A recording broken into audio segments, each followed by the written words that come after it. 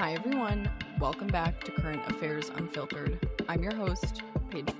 So I know I said I wasn't going to come back this month unless something crazy happened, and nothing really crazy happened, but I did want to come on and talk about No King's Day and really talk about my experience and what kind of came of that day for me. I also want to talk about what to do now if you participated, or even if you didn't participate and, you're feeling kind of moved by seeing everybody who did participate, and also get into kind of some of the narratives that were going on. But yeah, that's kind of my plan for this episode. I think it's going to be a pretty short one, but yeah, so let's get right into it. On October 18th, which was this past Saturday, and when this comes out, it'll be 2 Saturdays ago, I, along with over 7 million people, went out to protest this administration. And let me tell you, it was the first time since Trump's second inauguration that I have experienced genuine hope. Got to my local protest, and I protested in the town that I grew up in. I didn't go to one of the big city protests. I didn't go down to Chicago. I went to a local one. And this is going to sound like so sappy, but I got there and I literally had tears in my eyes just seeing the sense of community and patriotism, and I just don't even know how to describe it. I was so emotional seeing that kind of support from the community that I grew up in, and how good it felt to be surrounded by people that were feeling as frustrated as I was. I met children as young as 8. I met a woman as old as 82. And I met every possible person from every walk of life you could think of. And it was so beautiful to all be there in that one spot for virtually the same reason of saying enough is enough. The other thing that came out of this weekend is I had posted a couple TikToks that I'm not going to say went viral, but they garnered a bit more attention than my TikToks typically do on my podcast account. And one thing that will never cease to amaze me is that conservatives are always so willing to get up in my comments and comment, frankly, some of the most vile and stupid shit I've ever seen in my life. Hey guys, just coming in while I'm mid-editing. And I do want to say also, these conservatives don't say anything to me that my own father has not said to me. They tend to forget that I was raised by one of them. Anyways, back to the show. And they comment it thinking that I don't moderate my comments worse than China. They get about 3 minutes in my comment section before I immediately delete it. The response to some of my TikToks has been wild. There was a certain point where I had posted about, and it was a joke, it was like a fit check, and I opened the video saying fit check before I go to the Hate America rally, using Mike Johnson's own words that he used to describe the No Kings protests. And every single conservative and their mother came with an assumption about, I bet you have a master's degree in gender studies. How many cats do you have? And I'm literally I don't fit any of these boxes that you were trying to put me in. And all of just the rhetoric that was coming from them was both laughable, again, because I do not fit the boxes that they're trying to put me in. And two, in my opinion, goes to show that they're a little bit scared.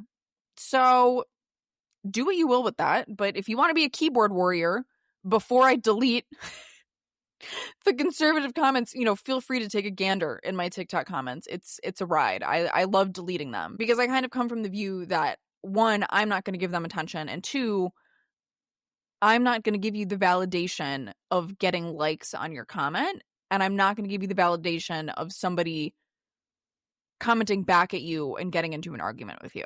So, warning to all the conservatives out there, I moderate my comments like a bitch. You're not going to catch me lacking. It will immediately be deleted. Thank you. This is a positive space only. But speaking of narratives and commenting on things, let's get into kind of what the talking points were both pre and post No Kings. So prior to the protest, Republican officials, were trying to tee it up as this crazy, violent thing. Caroline Leavitt got on the news and said Democrats' main supporters are, quote, Hamas terrorists, illegal aliens, and violent criminals. I said this on social media over the weekend, but my question to her is, where do I find out which one I am? Because as far as I'm aware, I am neither a Hamas terrorist, an illegal alien, or a violent criminal. My criminal record is squeaky clean. I have a passport and all my papers, and I am not a Hamas terrorist. So where do I get that information? Is it a BuzzFeed quiz? Is there like a form I need to fill out? Would love to know. So it was dehumanizing, first of all. But on the other hand, it's teeing up this notion that the only people that could possibly care enough to protest have to fit into one of these three categories, which are all, in the conservative mind, like the worst things that you could possibly be. On top of that, Mike Johnson got on the news again and called it a hate America rally. I'm going to be brave and say that was probably the most patriotic I've felt in a hot minute. Tons of American flags.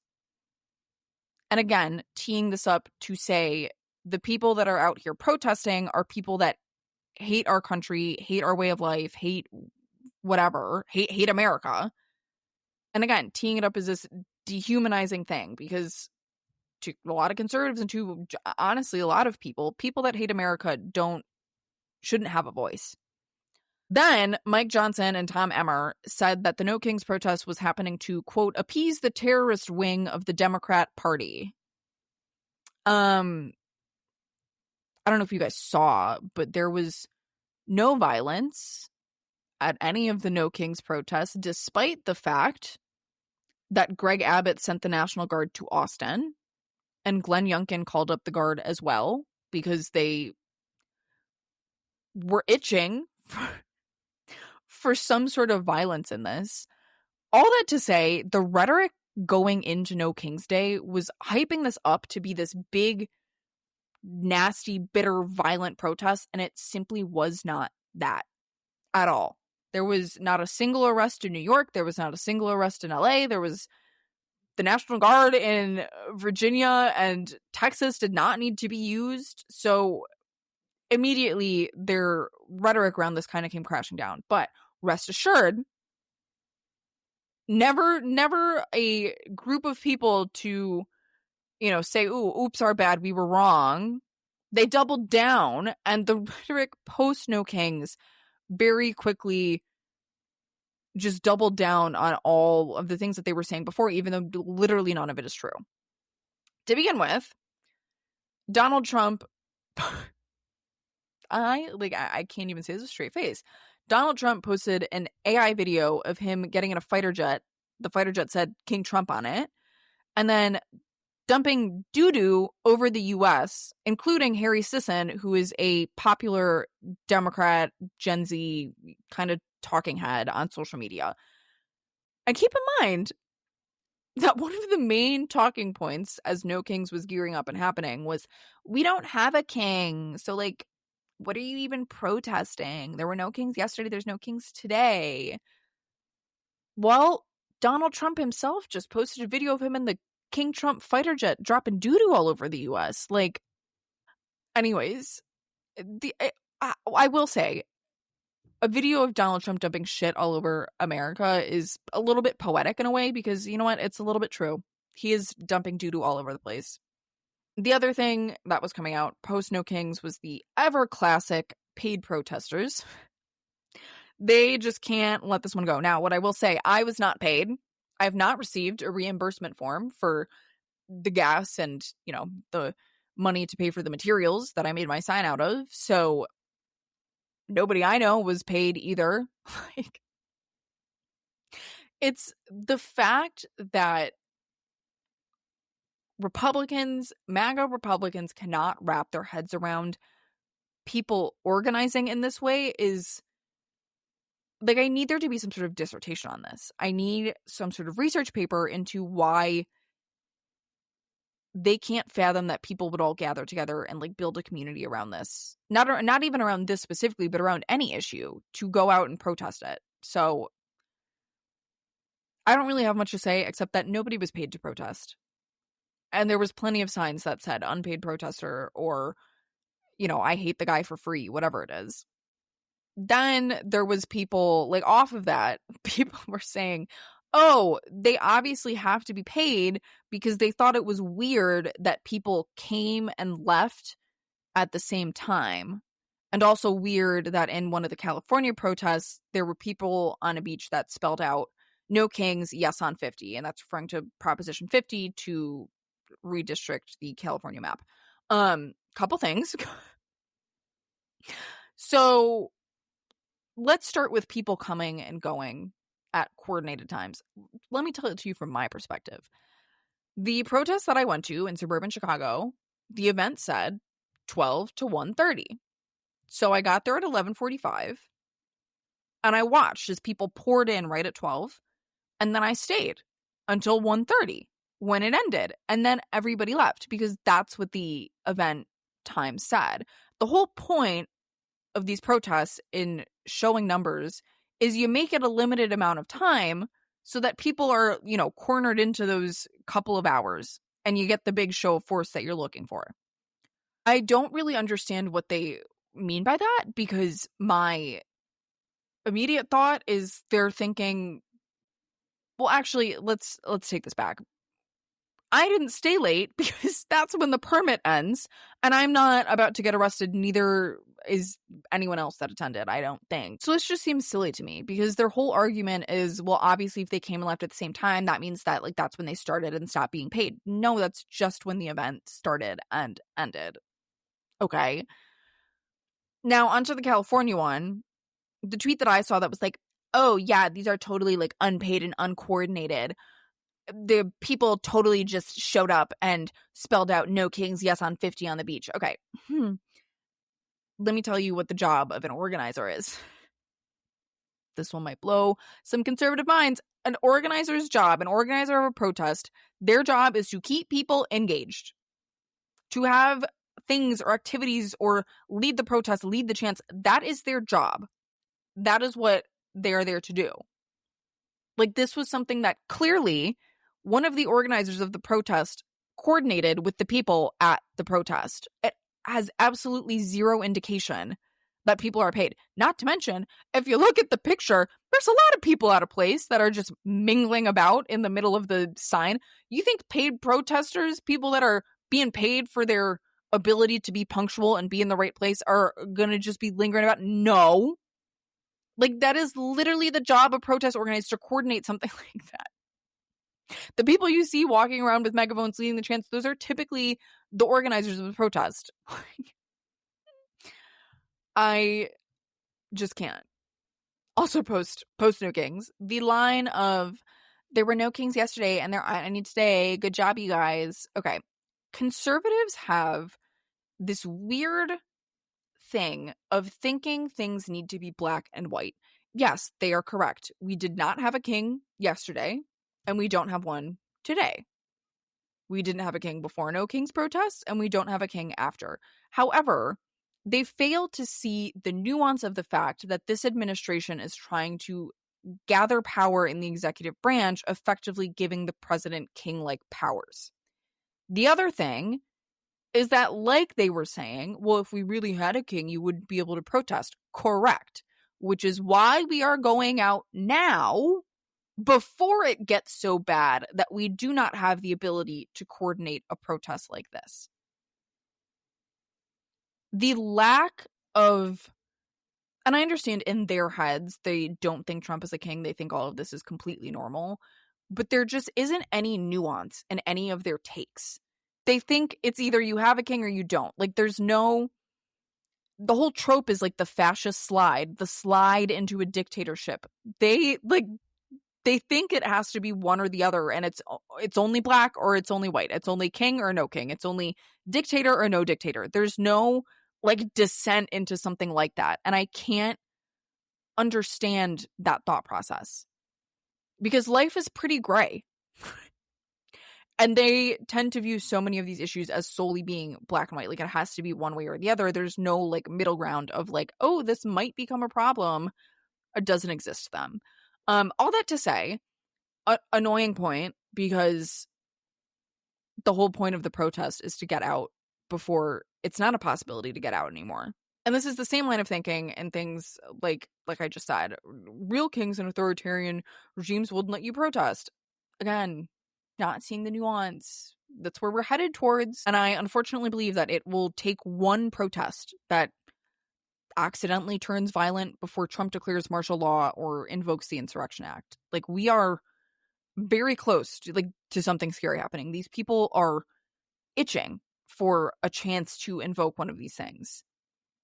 And that's part of what makes these protests so necessary, to go out there and say, hey, we oppose you and we're here to do it peacefully, in massive numbers.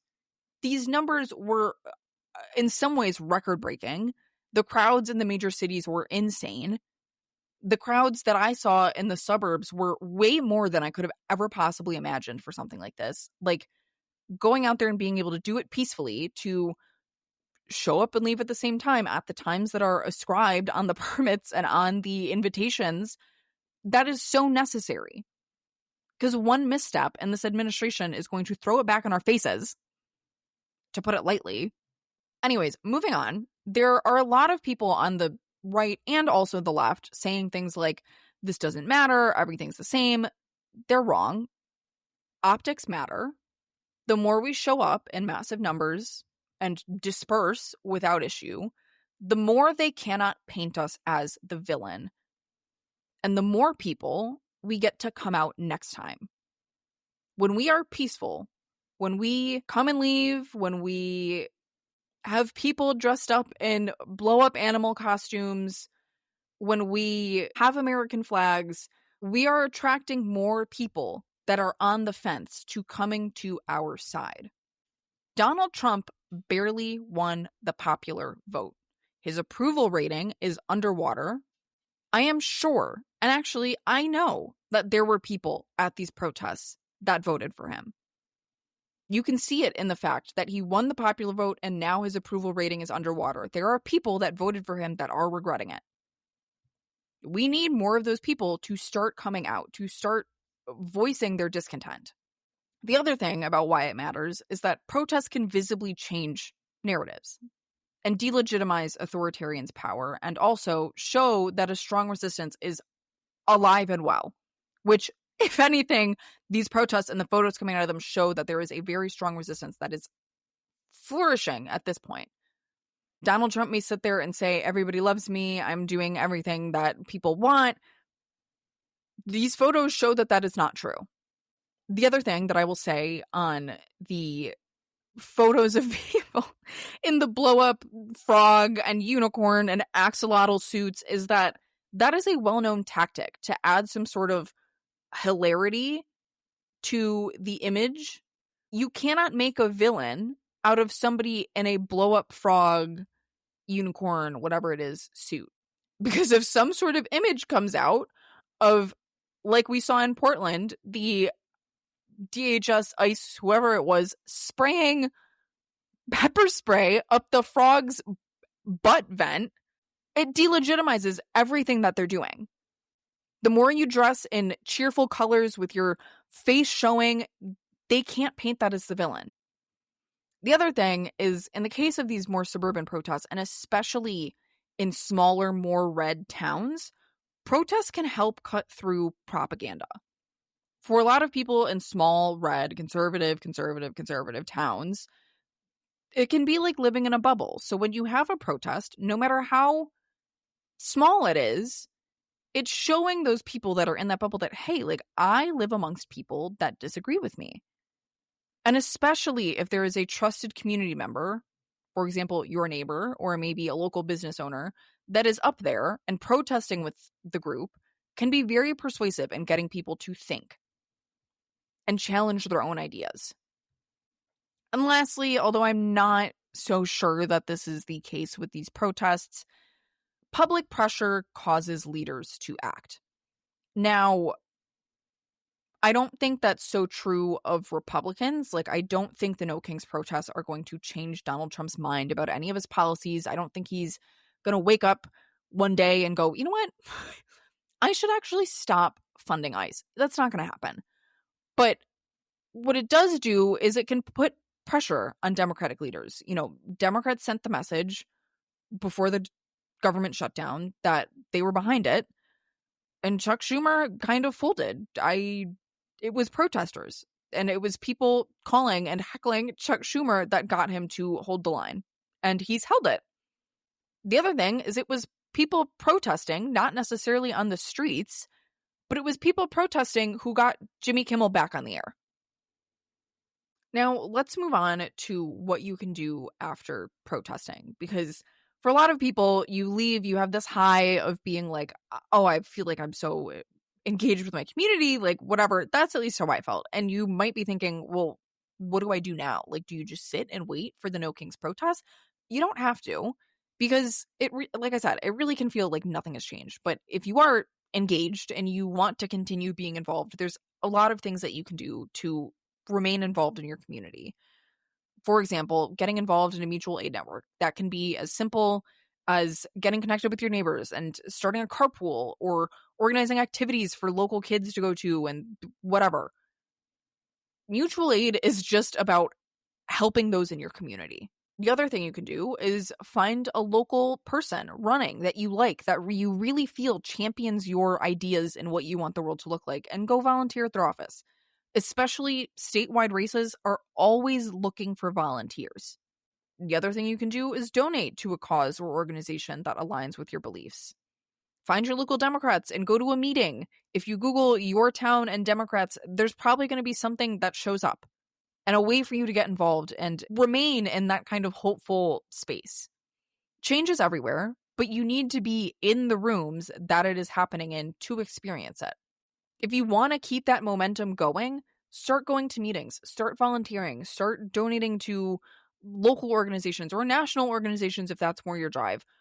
Whatever works. But if you are feeling like you just experienced this high and now you don't know where to go, there are so many ways to get involved. I personally am getting involved with a guy who's running for my state Senate seat, who, wink, wink, may be coming on an episode later in November. Anyways, I'm getting involved in his campaign. I'm going to start going over there as many Thursdays as I can. That's when they run some sort of volunteer meetings. And I'm also going to go door knocking for him in December. I signed up for that. I signed up to go to his update meetings. Like, I am very invested in getting him elected. And that's kind of my way of giving back. The other thing I did was donate to Graham Plattner after Janet Mills started trying to frick him over. That's a whole nother story. We can talk about that next time. But there are so many ways to keep the ball rolling. And I sincerely hope that you guys take them. Now, more than ever, it is so important to maintain and build community, especially the community around you. So that is all. This is a very quick episode. I said that at the top and I stuck to it. So pat on the back for me. But yeah, that is it. So I have something very exciting coming in November. I will be announcing what it is over on my Instagram on sometime in the last week of October. Haven't quite decided when I'm going to make that announcement yet. But trust and believe, there's something big coming in November. But yeah, I got nothing else for you guys. I'm sorry. This was a quick one, but I feel like I said, people need action items afterwards. And I truly just felt so moved by what I experienced, and seeing the Republican response both before and after, and also in my own TikTok comments, like, just very mind-blowing. And I wish I could read you guys some of the comments, but like I said, I moderate that shit heavier than China does. So I can't read you back any of the evidence. I really try not to engage with my social media comments because I very frequently end up on Republican TikTok, which is fine. But the stuff they say is just so, like, very clearly rage baity. And one thing about me is I will fall for rage bait every single time. It does not take a lot to get me riled up, which is why I just delete their comments, because if I look at them for too long, I'm going to respond and give them, like, feed into their thoughts and think that they won. So I just delete them. Anyways, this is a warning. Conservatives, do not comment on my TikToks. It will be deleted. Anyways, okay. I'm done. I will see you guys next week for the first week of November, where, like I said, we've got something very exciting coming. Stay tuned for that announcement over on Instagram. But in the meantime, thank you guys so much for tuning into this episode of Current Affairs Unfiltered. If you enjoyed today's episode, don't forget to follow, leave a review, or share it with someone who could use this information. And as always, if you have questions, topic suggestions, or just want to say hi, you can find me on social media at Current Affairs Unfiltered Pod on Instagram, or send me an email at currentaffairs.unfilteredpod@gmail.com. I'd love to hear from you. Keep asking questions, stay engaged, and don't forget to follow up on your protest work and get involved in any way you can. I'll see you guys next week.